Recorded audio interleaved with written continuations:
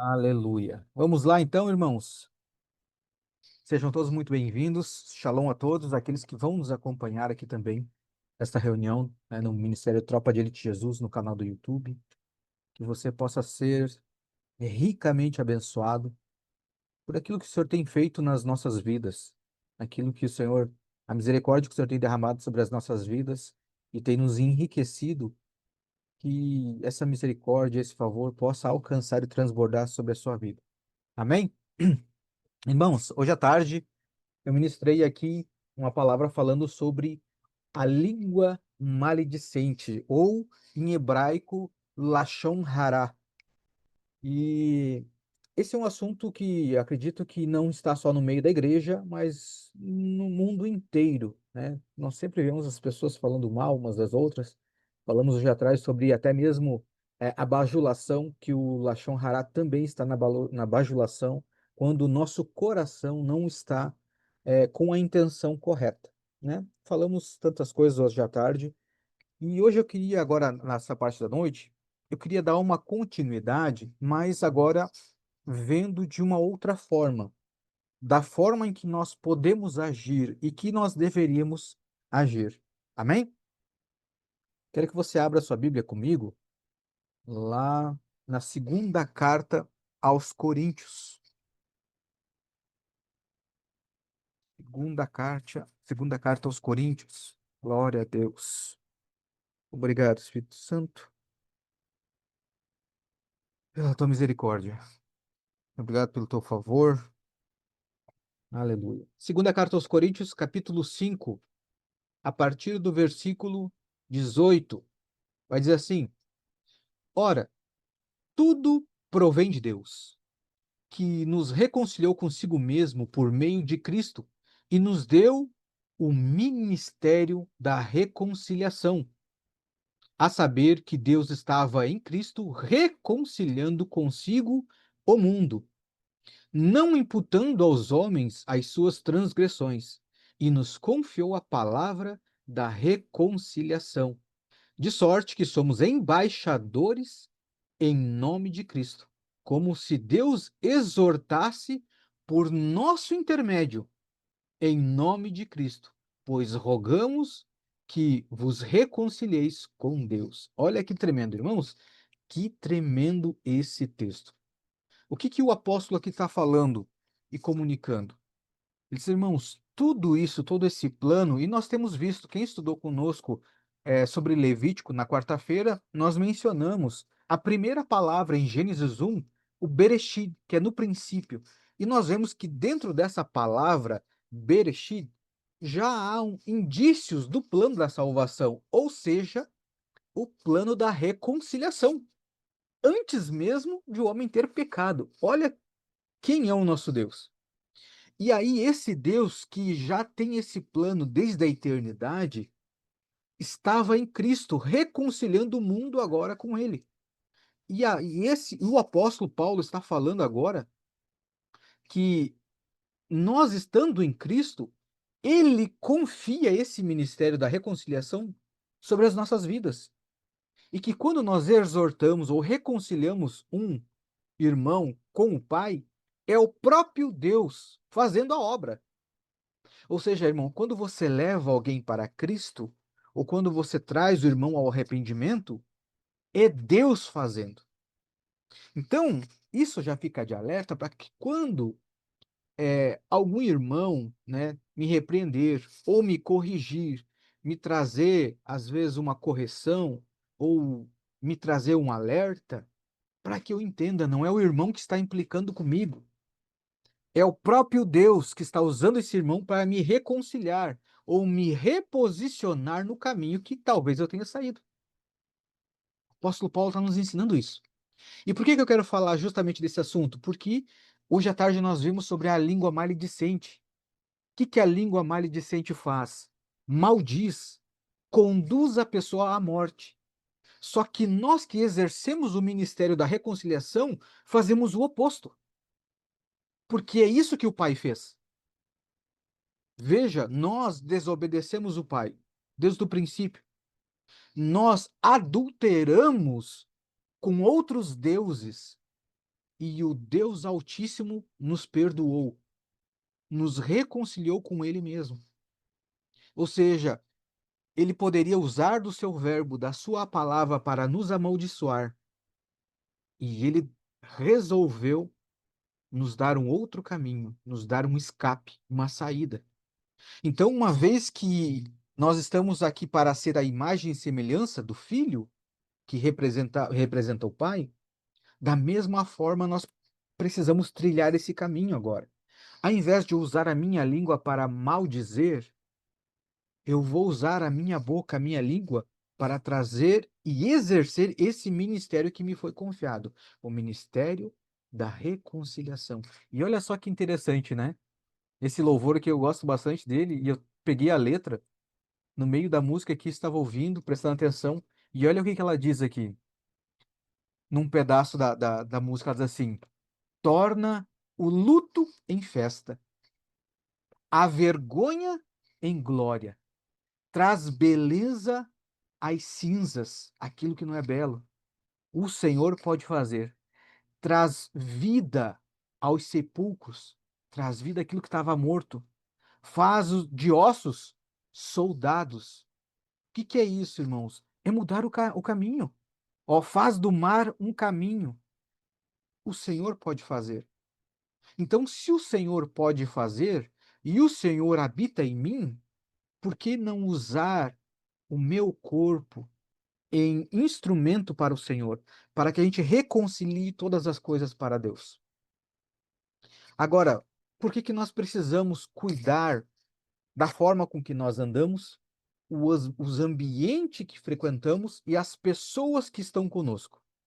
Abra sua Bíblia comigo lá em Gênesis. Gênesis capítulo 9. Gênesis capítulo 9, versículo 21.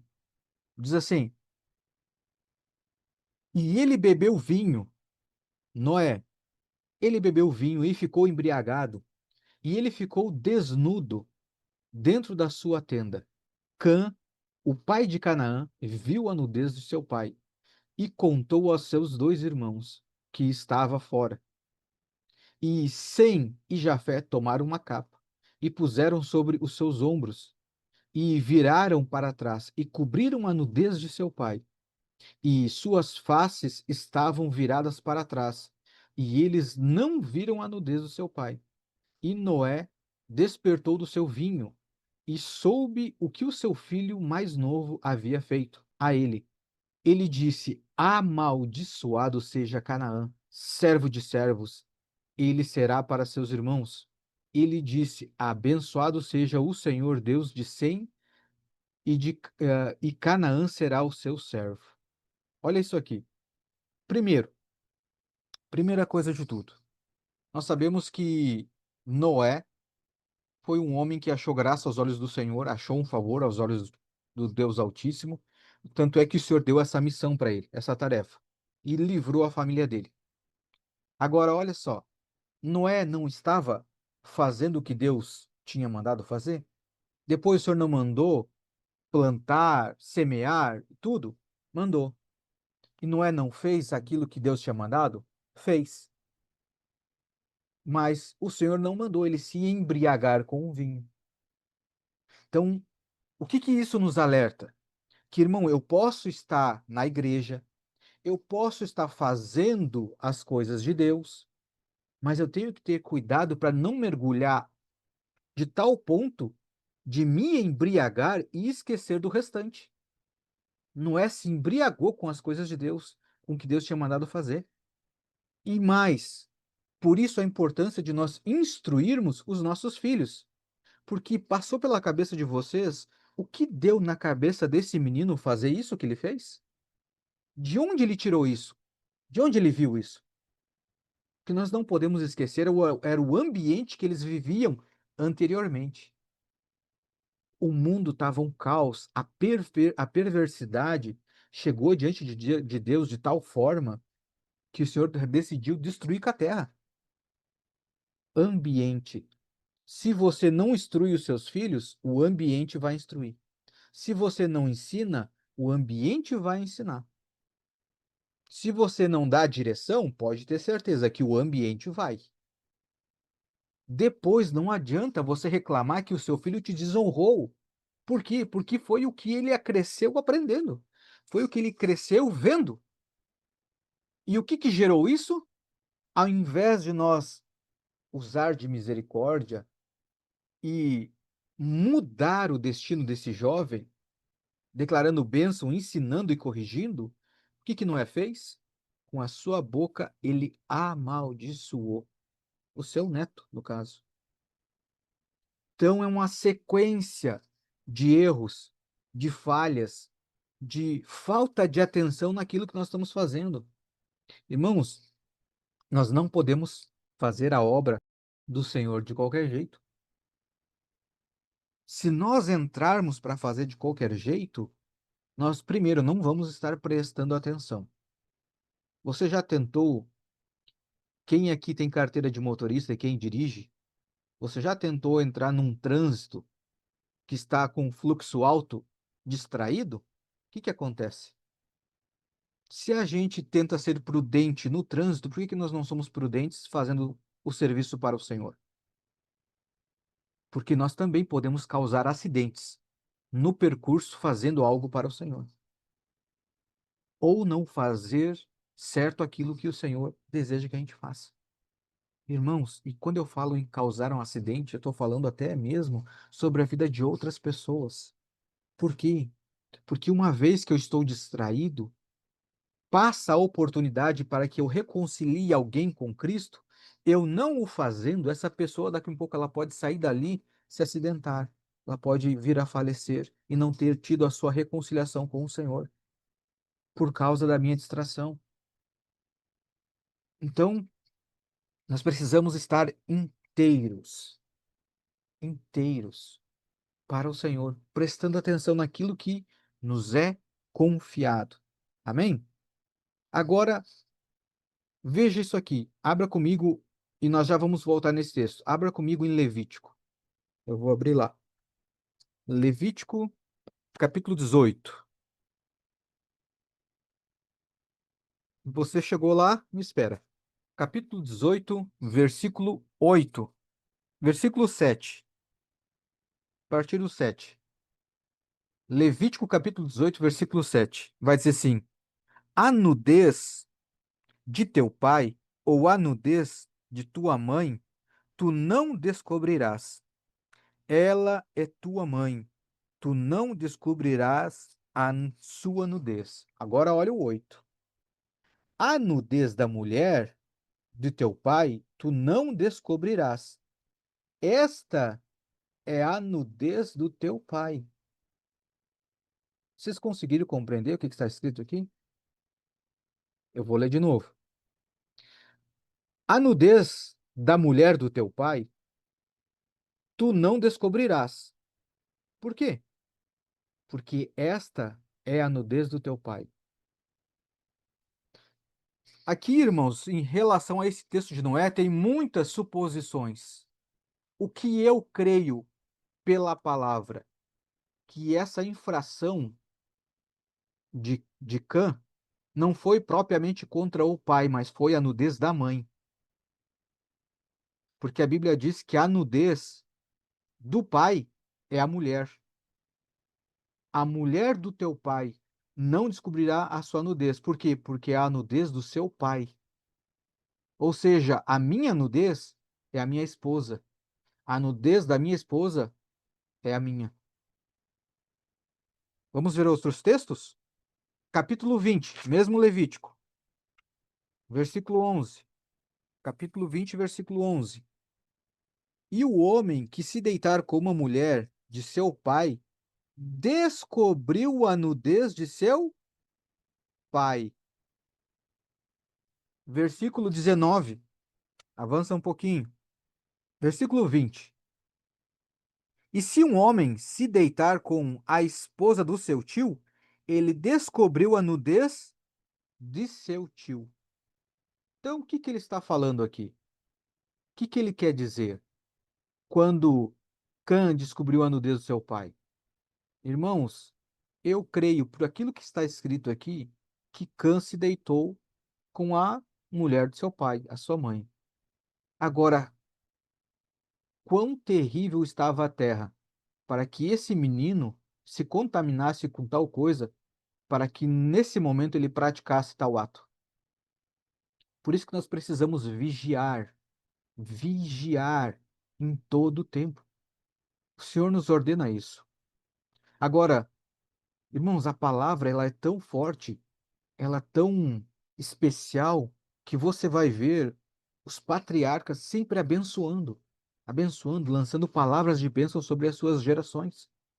Jacó, Jacó não trouxe bênção sobre seus filhos? Lá em Gênesis 49. Essas bênçãos, elas são profecias que detalham o futuro de cada uma das tribos. E Jacó, mesmo estando lá, já quase no seu leito, chama os seus filhos e abençoa, trazendo bênçãos e palavras de sabedoria. Então, irmãos, a palavra, aquilo que sai da nossa boca, ela tem um poder ou de levar, conduzir para a morte, ou trazer para a vida, para a reconciliação. E isso também é incrível que uma pessoa que usa da sua palavra para a reconciliação pode ter certeza que será usada para ser uma conselheira, uma pessoa conselheira. Ela sempre vai ser buscada para ser um conselheiro, para dar direção, para dar esclarecimento. Por quê? Porque são pessoas que têm palavra, pessoas que são responsáveis com a sua palavra e pessoas que se dedicam àquilo que o encargo que o Senhor colocou, que dão valor por aquilo que o Senhor colocou e usam o seu corpo para ministrar aquilo que o Senhor colocou dentro de si. Olha só, abra comigo lá. 2 Samuel, capítulo 12. Aleluia. Irmãos, quem aqui não admira de um certo ponto Davi? Davi teve suas falhas, claro, mas foi um homem respeitado e um homem diferenciado nas Escrituras, não é mesmo? Um homem que se arrependia e que nos dá muitos exemplos. Mas veja só, versículo 1 diz assim: E o Senhor enviou Natã até Davi, e ele veio até Davi e lhe disse: Havia dois homens em uma cidade, um rico e outro pobre. O homem rico tinha muitíssimas ovelhas e gado, mas o homem pobre não tinha nada, salvo uma pequena cordeira, a qual ele havia comprado e criado, e ela cresceu junto a ele e com os seus filhos. Ela comia da sua própria carne e bebia da sua própria taça, e se deitava no seu peito. E ela era como e era para ele como filha. Veio ali um viajante, o homem rico, e ele deixou de tomar do seu próprio aprisco e do seu próprio gado para preparar para o viajante que havia vindo até ele, mas tomou a cordeira do homem pobre e o preparou para o homem que havia vindo até ele. E a ira de Davi se acendeu sobremaneira contra o homem, e ele disse a Natã: Como vive o Senhor, o homem que fez esta coisa certamente deve morrer, e ele deve restituir a cordeira ao quádruplo, porque ele fez esta coisa, porque ele fez esta coisa e porque não teve piedade. E Natã disse a Davi: Tu és o homem. Assim diz o Senhor Deus de Israel: Eu te ungi, rei sobre Israel, e eu te livrei da mão de Saul, e te dei a casa do teu senhor e as esposas do teu senhor no teu peito, e te dei a casa de Israel e de Judá. E se isto fora muito pouco, eu te teria dado ainda mais de tais e tais coisas. Por que desprezaste o mandamento do Senhor para fazer o mal à sua vista? Tu mataste Urias, o heteu, com espada e tomaste a sua esposa para tua esposa, para ser tua esposa, e o mataste com a espada dos filhos de Amon. Olha esse texto aqui, irmãos. Davi não teve piedade de Urias, mas Natã, enviado pelo Senhor, exerceu seu ministério de reconciliação, trazendo Davi ao arrependimento. Irmãos, isso aqui é tão sério que Natã estava diante do rei. Se Davi já mandou matar Urias, o que que custava mandar matar Natã? O que que é isso? É nós sabermos a nossa identidade em Cristo. Irmãos, nós temos que ser ousados no Senhor. Nós não podemos negociar a palavra, porque senão o ambiente nos engole. As pessoas de coração vã nos engole. O sistema nos engole. Então nós precisamos ser como Natã. Quando precisar trazer a correção, trazer a reconciliação, o arrependimento, ao invés de amaldiçoar Davi, ele trouxe correção, trouxe esclarecimento sobre a situação em que Davi cometeu o pecado. Irmãos, Natã não foi fazer fofoca para ninguém. Ó, vocês viram o que Davi. O Davi é o rei. Olha só. Não, irmãos, ele foi falar justamente com Davi. Davi, ô meu camarada, você, né, pisou na bola. Vamos, né, voltar para o caminho do Senhor, vamos se arrepender. Vamos focar no que é importante. E, de novo, ambiente, irmãos. De novo, ambiente. Por quê? Porque Davi estava onde não era para estar. Davi era um homem de guerra. Se ele estivesse na guerra, não teria traído, não teria matado. Não Urias, mas não estava em casa, num ambiente que não era para ele estar. Por isso, irmãos, nós precisamos, eu espero que o Espírito Santo coloque no seu coração quão sério é os detalhes, as pequenas coisas, as minúcias. Porque nós olhamos para o natural e esquecemos do espiritual. Nós esquecemos que continuamente nós estamos num campo de guerra, num campo de batalha. E que o inimigo, o trabalho do inimigo é fazer a gente tropeçar. Enquanto nós temos vários trabalhos, trabalhar fora, cuidar da casa, da família, nos divertir, nós temos muitos cuidados. As trevas não, ela tem só um trabalho: fazer você errar o caminho, te trazer engano.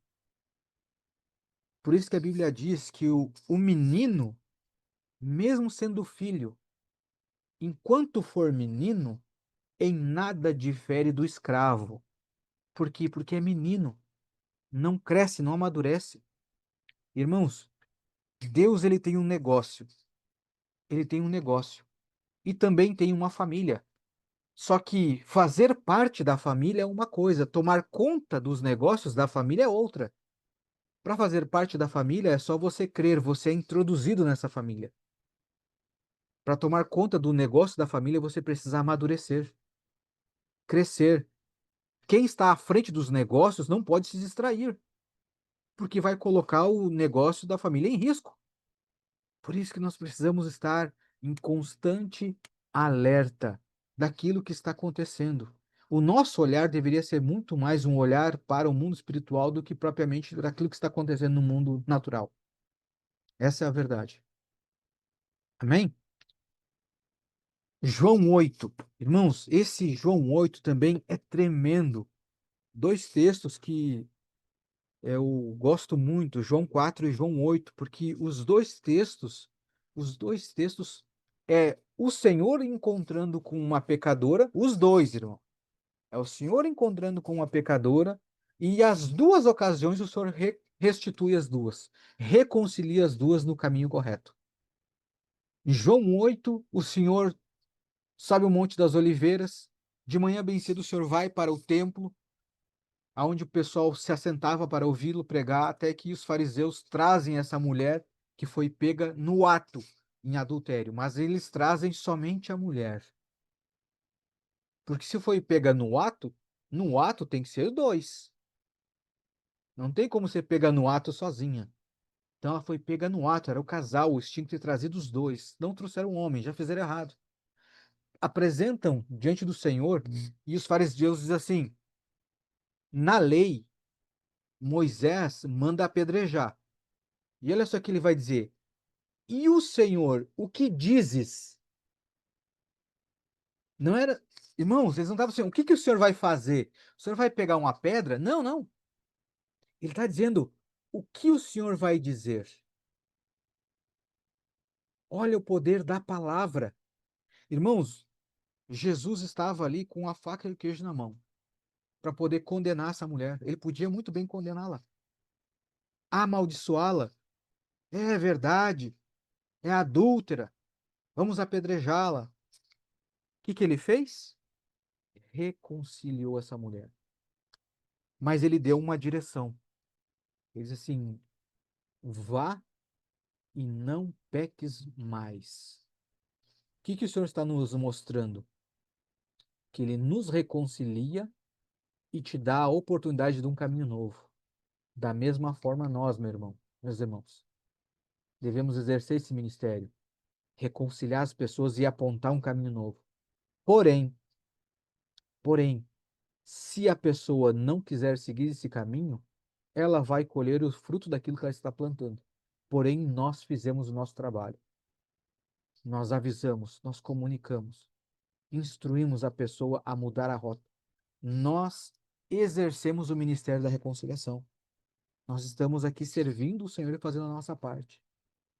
Por isso que quando nós recebemos uma direção, uma correção do Espírito Santo através de alguém, nós precisamos estar atentos para quê? Para que a gente, ouvindo o ministério da reconciliação, a gente não volte a pecar.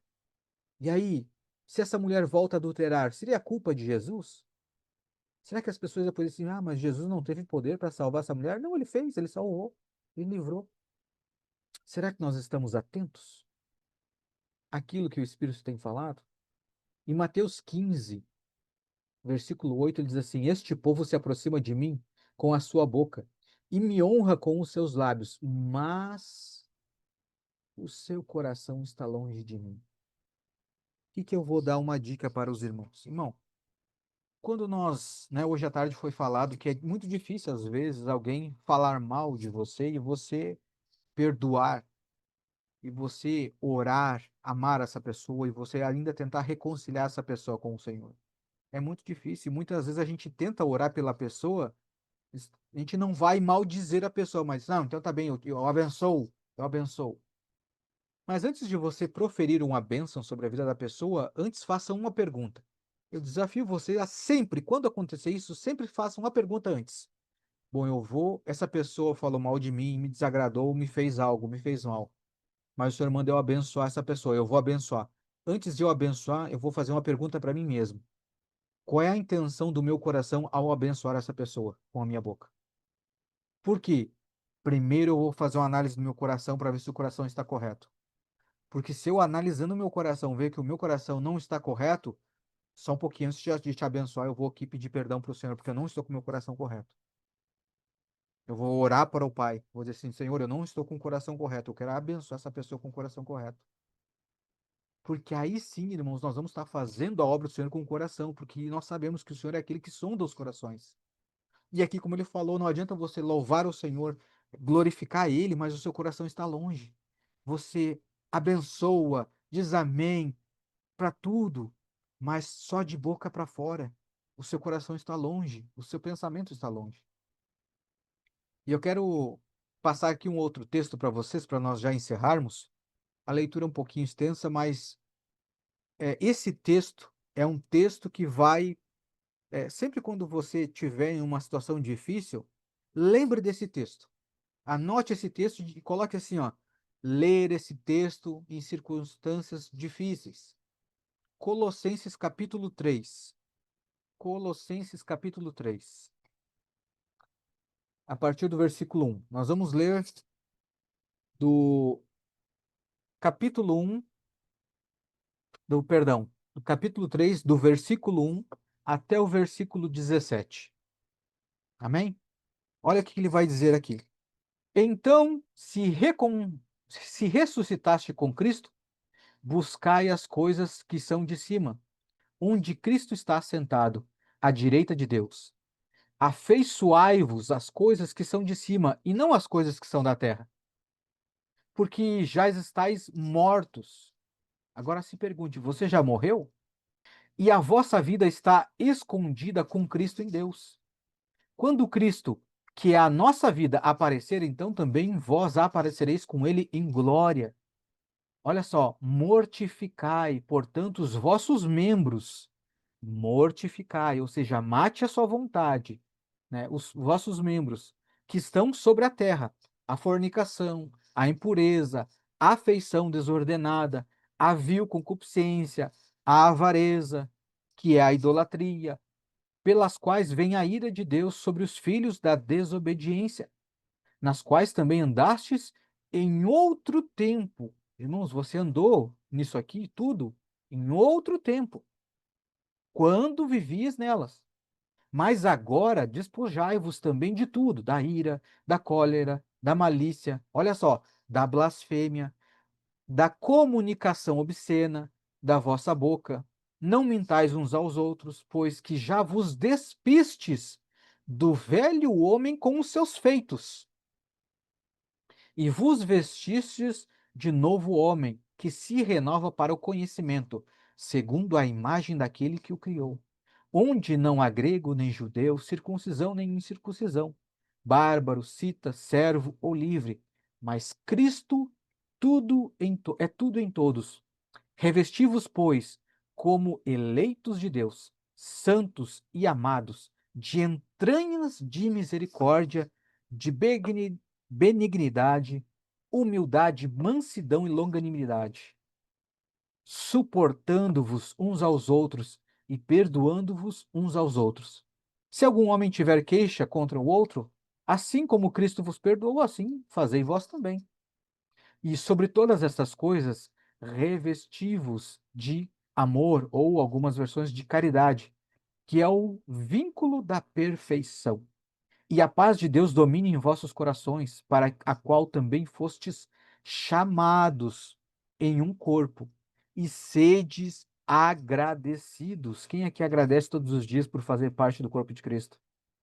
Versículo 16.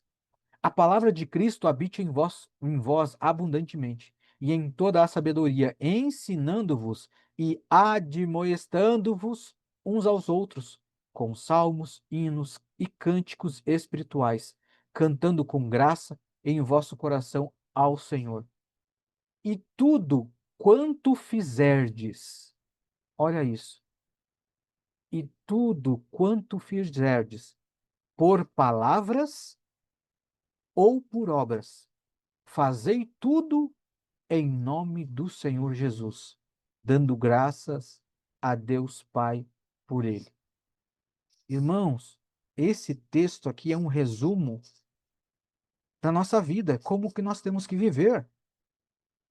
Quando você se pegar num dia difícil, alguém te falou mal, te fez mal, leia esse texto e entenda o caminho, aquilo que você foi inserido, o porquê que você está nessa terra. Quando vier o dia mal, lembre, por que que eu estou nessa terra? Por que que eu estou nesse sofrimento? Lembre, alguém me fez mal, eu vou amaldiçoar. Não, lembre que as minhas obras, seja por ação ou por palavra, que eu faça tudo em nome do Senhor. Como que eu vou fazer obras ou vou proferir palavras em nome do Senhor se eu estou amaldiçoando? Então não condiz. Isso não condiz com o corpo em que nós estamos inseridos. O que que condiz com o corpo que nós estamos inseridos? O texto que nós lemos lá no princípio. O ministério da reconciliação que foi confiado em nós. Que quando nós reconciliamos alguém com Cristo, entendemos que é o próprio Senhor reconciliando através de nós. Amém? Glória a Deus. Pegue o seu pão e o teu suco de uva e vamos glorificar o Senhor, bendizer o nome do único que é digno, que nos reconciliou através desse novo e vivo caminho, através do corpo do nosso Senhor Jesus Cristo. Irmãos, a Bíblia diz, eu vou ler esse texto aqui, que está lá em Romanos. Se você quiser abrir aí comigo, está em Romanos. Romanos capítulo, eu não tinha separado, vamos ver se eu lembro de cabeça. É 5:8 ou 8:5? Vamos ver aqui. É 5:8. Romanos capítulo 5, versículo 8. Olha só. Mas Deus demonstra o seu amor para conosco, em que, sendo nós ainda pecadores, Cristo morreu por nós. Aleluia, aleluia. Irmãos, nós éramos pecadores, nós somos falhos, fizemos lambança aqui, irmãos, contra Deus, mas o Senhor exerceu esse ministério da reconciliação. E hoje nós fazemos isso com a ceia. Então, esse é o nosso papel: reconciliar, perdoar, matar a nossa carne, para que o outro possa viver. Amém? Pai, nós te agradecemos pelo corpo do nosso Senhor Jesus Cristo, pelo pão da vida, o verdadeiro pão do céu, aquele que nos alimenta eternamente. Nós te agradecemos e te louvamos, Pai, em poder partir o pão aqui como corpo de Cristo, como família do Senhor, Pai. Obrigado por nos enxertar na videira verdadeira. Obrigado por nos reconciliar, nos dando vida, vida eterna. Nós abençoamos, Pai, a cada um dos irmãos que aqui está. Glorificamos ao Senhor e agradecemos pelo pão vivo do céu. Em nome de Jesus. Amém? Comamos todos.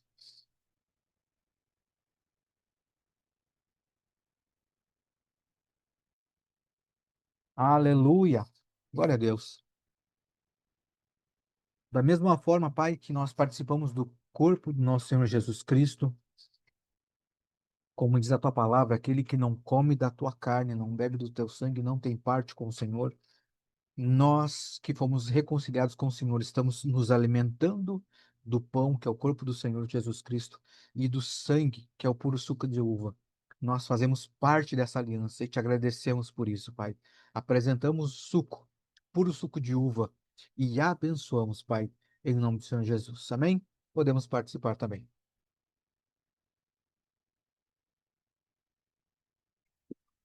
Aleluia! Glorifica o Eterno, agradeça a Ele, porque a Bíblia diz, como eu falei à tarde, Deus é Pai. E ele só corrige e disciplina aqueles que ele ama. Se nós andamos sem disciplina, não somos filhos, mas bastardos, diz a palavra. E eu tenho certeza que o Senhor tem nos corrigido, o Senhor tem nos direcionado. Então, isso é amor de Deus. Isso quer dizer que somos filhos. Amém? Deus abençoe a sua vida e a sua casa.